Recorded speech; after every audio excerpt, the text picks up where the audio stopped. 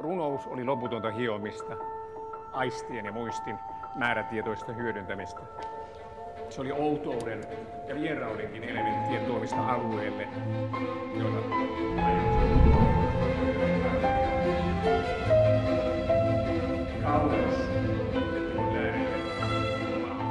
Se on fiksuin ja seksikkäin nainen, joka tässä talossa on koskaan kävellyt. Sun ja mun avioliitto ei ole pitkään aikaa ollut mikään avioliitto.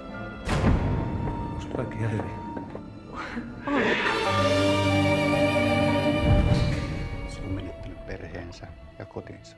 Hyvä, kun töissä jaksaa käydä. En mä ymmärrä, miten mun elämäni meni tämmöiseksi. Mä voin ehkä auttaa sua. Sä sanonut kenellekään, että mä sun opettaja. Onko sillä väliä?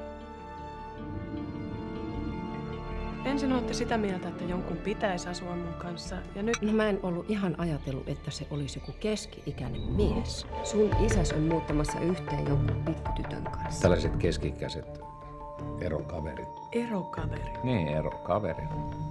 Sellaisia on. Sano mulle, että se on paskapuhetta. Sari ei ole mikään pikkutyttö. Harvo, jätä mun isän rauhassa. Muuta sieltä pois! Tuo erittäin lähellä, että käy oikeasti.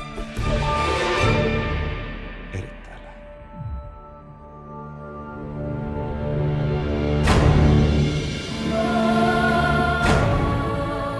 Kaikki mitä toivot on jo täällä.